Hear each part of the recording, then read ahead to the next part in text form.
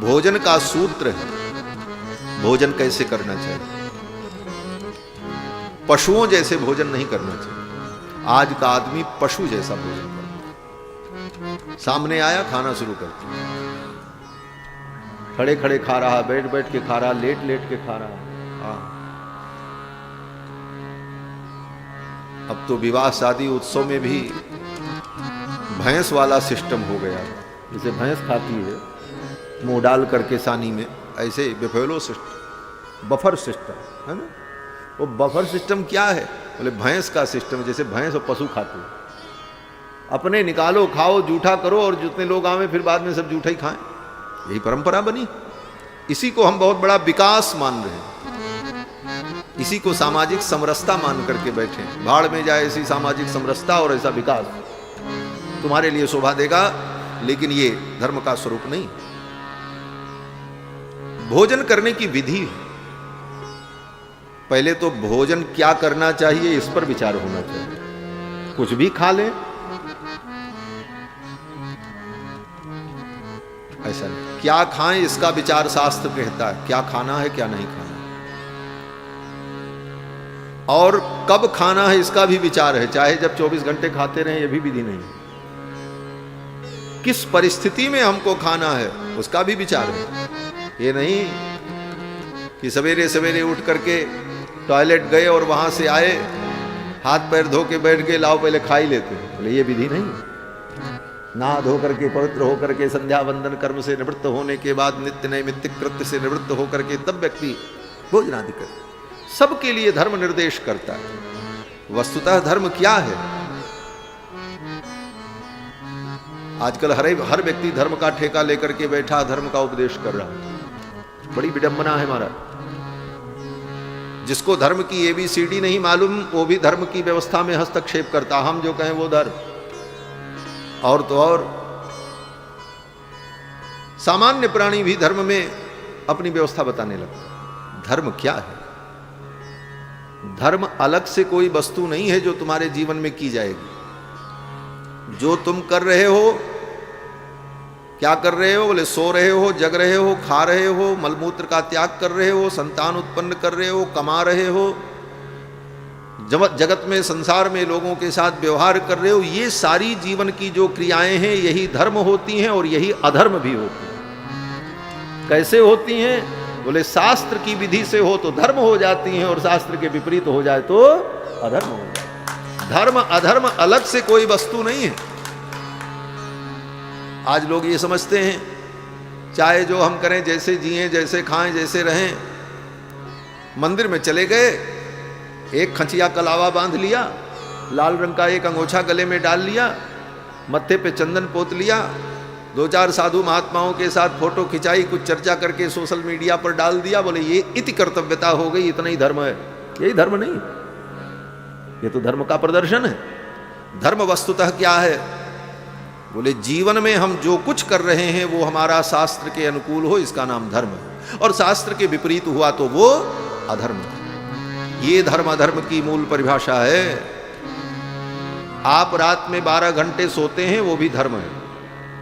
आप 12 घंटे धर्म कर रहे हैं, लेकिन कैसे? बोले विधि से करिए। तब रात में पवित्र होकर भोजन इत्यादि करने के बाद शुद्ध सैया पर, शुद्ध बिस्तर पर जाकर के सो गए भगवान का स्मरण करते हुए, और फिर सोने के बाद सवेरे ब्रह्म मुहूर्त में जग गए समय से, और उठ करके अपने दिन के कृत्य में लग गए। तो रात में 6 घंटे 8 घंटे आपने जो शयन किया वो भी धर्म।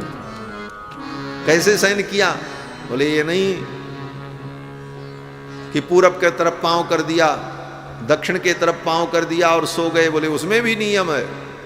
पश्चिमे प्रबला चिंता, पश्चिम के तरफ सिर करके सोओगे तो चिंता होगी, उत्तर के तरफ सिर करके शयन करोगे तो आयु का नाश हो जाएगा, और पूर्व के तरफ सिर करके सोओगे तो सुख समृद्धि मिलेगी, और दक्षिण के तरफ सिर करके सोओगे तो ज्ञान विज्ञान प्राप्त होगा। तो वेद के बताए हुए इस विधि से आपने शयन किया तो वो शयन भी धर्म है।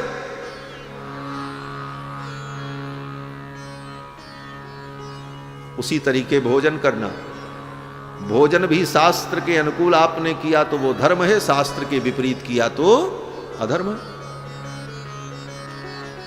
तो भोजन की विधि क्या है? बोले भोजन की विधि का वर्णन सभी वेद की शाखाओं के गृह सूत्र के परिशिष्ट में सूत्रकारों ने दिया। भोजन पवित्र हो और पवित्र व्यक्ति के द्वारा निर्मित हो। ये भी भोजन चावल दाल रोटी सब्जी पूड़ी ये पवित्र है, लेकिन बनाने वाला अपवित्र है तो भोजन खाने लायक नहीं। जाति, आश्रय और निमित्त तीन प्रकार के दोषों से रहित अन्न ग्रहण करने पर बुद्धि शुद्ध रहती। जात्याश्रय निमित्त दुष्टाद अन्नात् काय शुद्धिर विवेकः, इसी का नाम विवेक। भाष्यकार रामानुजाचार्य जी श्री भाष्य में इसका वर्णन करते हैं ब्रह्मसूत्र की व्याख्या में। जाति, जाति का मतलब जो चीजें जन्म से ही अशुद्ध हैं। जैसे प्याज, प्याज को किसी ने अशुद्ध नहीं किया, वो पैदा हुआ जातितः अशुद्ध है। मांस, मांस किसी पशु को मारने पर ही तो मिलेगा, आकाश में तो टपकेगा नहीं, किसी पेड़ में तो फरेगा नहीं। तो मांस, प्याज, लहसुन, गृंजन, ग्राम कुक्कुट, विडबराह, ये जो अभक्ष पदार्थ हैं ये जातितः अशुद्ध हैं। इनको किसी ने अशुद्ध किया नहीं है, ये पैदा होते ही अशुद्ध हैं, ये खाने लायक नहीं। तो जाति अशुद्ध जो वस्तु है उसका त्याग करो, एक नियम। फिर आश्रय, चावल दाल आटा घी ये बहुत पवित्र है, खाद्य है, लेकिन ये किसके आश्रय में है? बनाने वाला कौन है? बनाने वाला अगर अशुद्ध है, चावल दाल रोटी सब्जी बहुत अच्छी है लेकिन बनाने वाला शराबी है, सब बेकार है। भोजन बहुत शुद्ध है, चावल दाल रोटी सब्जी, लेकिन बनाने वाली स्त्री रजस्वला धर्म से युक्त होकर के उसने भोजन बनाया है, बोले वो स्पर्श के योग्य नहीं, अधर्म हो जाएगा। तो जाति और आश्रय, और तीसरा होता है निमित्त। वस्तु शुद्ध है, बनाने वाला भी शुद्ध है, शुद्ध विधि से बनी है, लेकिन कोई ऐसा निमित्त आ गया कि वो वस्तु अशुद्ध हो गई। क्या निमित्त आ गया? बोले भोजन शुद्ध है, बनाने वाले ने शुद्धता पूर्वक बनाया, लेकिन जब भोजन करने चले तब तक आकर के बिल्ली ने उसको जूठा कर दिया, अब वो अशुद्ध हो गया। उसमें बाल पड़ गया, कोई अशुद्ध वस्तु गिर गई,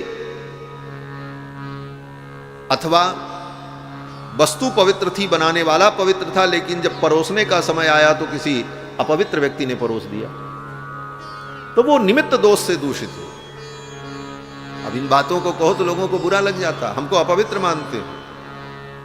तुमको अपवित्र नहीं मानते, तुम्हारे आचरण से तुम अपवित्र। अब ये कहो कि जो व्यक्ति प्याज लहसुन नहीं खाता, जो व्यक्ति वैष्णव धर्म का पालन करता है, उसको तुम शराब पीने वाले, मांसाहार करने वाले कहो कि हम परोस के खिलाएंगे महाराज, हमारी श्रद्धा है। बोले भाड़ में जाए तुम्हारी श्रद्धा, तुम धरो अपनी श्रद्धा अपने पास, तुम्हारी श्रद्धा से मुझे क्या लेना देना। बंधुओं, ये समझौता जो हम लोग करते चले आए, इसीलिए हमारे धर्म का ह्रास हुआ। लोग कहते हैं महाराज आप हमारे यहां भोजन करो। कैसे भोजन करें? जब आप पवित्रता से निर्माण नहीं कर पाओगे तो हम अपना धर्म क्यों छोड़ें?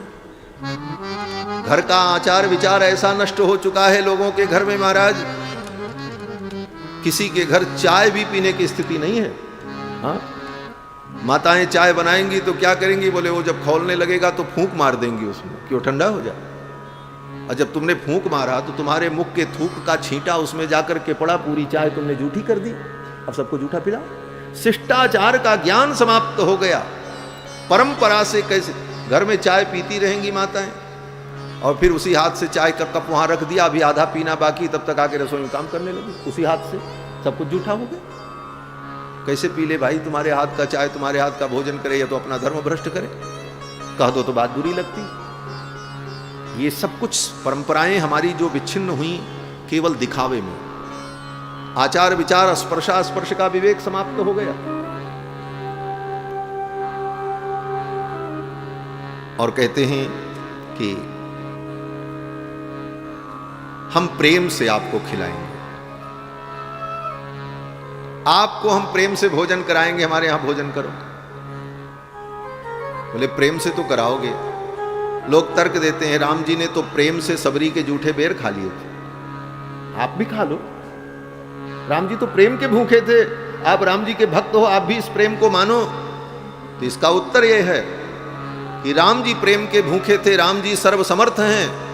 वो जूठा क्या, वो संपूर्ण सृष्टि को खा जाएं तो उनका कुछ बिगड़ने वाला नहीं है, वो सर्वसमर्थ हैं। लेकिन उस प्रेम के नाम पर हम अपना धर्म छोड़ देंगे तो हमारी तो लोटिया डूब जाएगी, हमारी लोटिया डूब जाएगी। हम भगवान नहीं हैं और भगवान जैसा सामर्थ्य मेरे अंदर नहीं है। हैं भगवान के अंश, लेकिन उसी प्रकार से जैसे गंगा जल से लिया गया एक लोटा जल, एक लोटा जल भी गंगा जल है, लेकिन गंगा से अलग होने के बाद उसका सामर्थ्य उतना नहीं है।